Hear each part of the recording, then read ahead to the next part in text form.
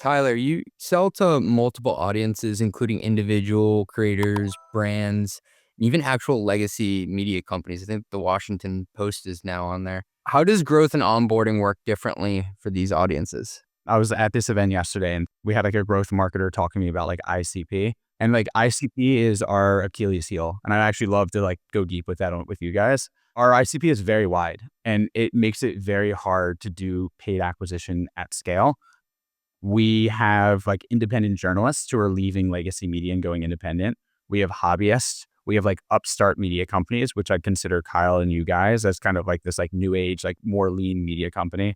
We have legacy media companies, which is kind of like Time, Newsweek, the Washington Post, etc.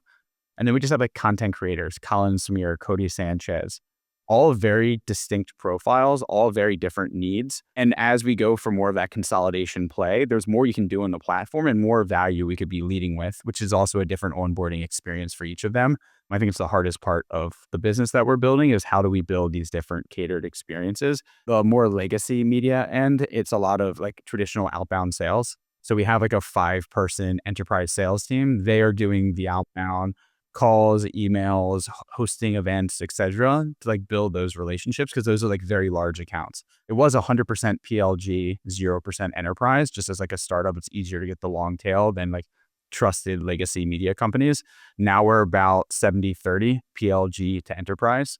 So enterprise makes up about 30% of our revenue just due to like the size of those deals and like the momentum in that business unit. I think it'll probably be 50-50 by the end of the year. The ICP question is tough in the space, but it does feel like whether it's at a business or in the creator economy, this idea of like creator-led brands or like creator-led media is kind of just becoming a thing across multiple audiences. Even if the ICP looks a little different, like across industries, the trend or like the thing people are trying to do is at least pretty consistent.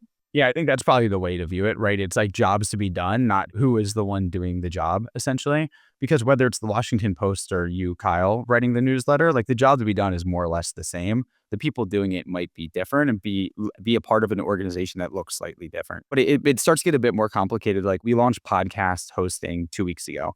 It's been a smashing success thus far. Like we crushed our Q2 milestone of what we expected in terms of adoption in the first 6 hours of launching it. And so is there a world in the next year where podcast is almost as big as a business as newsletters for us? I think that's like a real possibility. So how do you build different onboarding experiences and totally just like top-down funnels where the ad creative or the content being created leads to a specific landing page, which leads to a specific offer that is specific to either podcast or newsletter? Because it's not always the correct assumption that they're going to be bundled. Like we might eventually acquire users who are just looking for a place to host their podcast and have a landing page to have that podcast live on, and vice versa. Like historically, it's been the opposite. It's just people that have newsletters.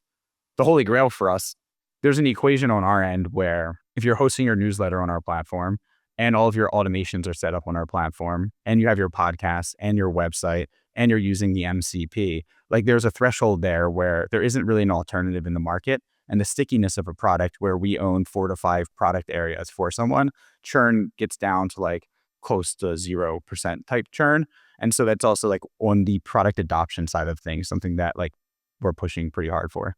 That's the business equation that I was trying to tease out there, because if you're multi-product, your retention is going to be a lot stronger. Your share of wallet share is going to be bigger. How do you also fight the urge to try to be everything to everyone? Because we've seen other companies who are like, you know what, we're going to do all 10 of these things. And you're like, yeah, but I really just wanted that one kick-ass thing that you do. And these other things are like, they're like a 70%, 80%. It's the classic bundling and unbundling that everyone talks about, right? Goes back to the ICP question, which I still can't answer perfectly. But if we are able to attract the right ICP, we'll just use Kyle as someone who clearly isn't our ICP. Like, whether we launch newsletters and podcasts and digital products and website and MCP, like that should all serve Kyle really well and they should be additive. I think the thesis is when you try to be everything to everyone, you end up just doing everything a 4 out of 10. And the bet that I'm making in myself and our team is that I really do think our core competence is product excellence.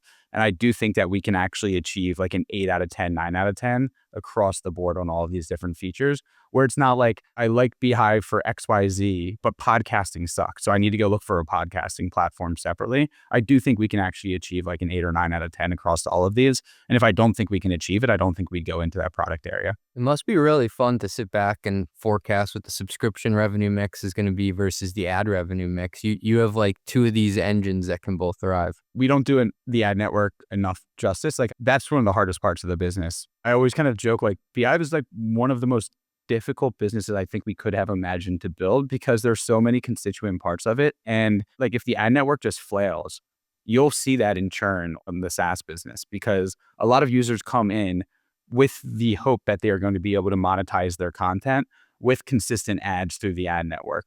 And if the ad network doesn't perform, then it just gives them a reason, like a misalignment of expectations where they end up churning. So like there's been spurts where the ad network, whether we didn't forecast correctly, we didn't have the right ad sales, we had a bad quarter, we didn't have enough deals or campaigns live, where like that very clearly corresponds to a spike in churn, with the reason being cost or complaining about the ad network very directly. So we have a two-sided marketplace. We obviously have all the publishers and content creators on our core platform. And we also serve advertisers. So we have Nike, Netflix, Roku, AG1, HubSpot, a lot of big brands. And to them, we are basically another Google or Meta is really what our North Star is.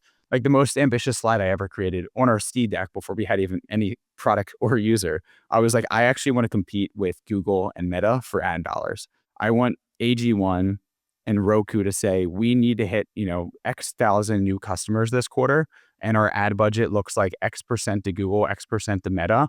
And we know that email is an amazing channel for us. And we know that we can reach very engaged, targeted audiences in email. And Beehiiv by far is the best platform to do that. We build advertiser tools. We have an advertiser API. We have an advertiser pixel. So we can see conversions down funnel that happens on our advertiser's website. So we're actually building like true ad tech as well. And that going well helps the SaaS business tremendously, because we can say, hey, Nike has this massive campaign. Everyone who's on another platform, call it Substack or MailChimp, who's not monetizing with ads, is like, oh, I have a wellness newsletter. I'd love to have Nike sponsor my newsletter. Beehiiv offers that. I move over. That boosts our SaaS business. And then we obviously make like a 15 to 20% take rate on ads through the ad network. I've been writing my newsletter, Growth Unhinged, for exactly 5 years. When I went all in on it last year, I quickly decided it was time to make the switch to Beehiiv. Honestly, I wish I'd done it even sooner.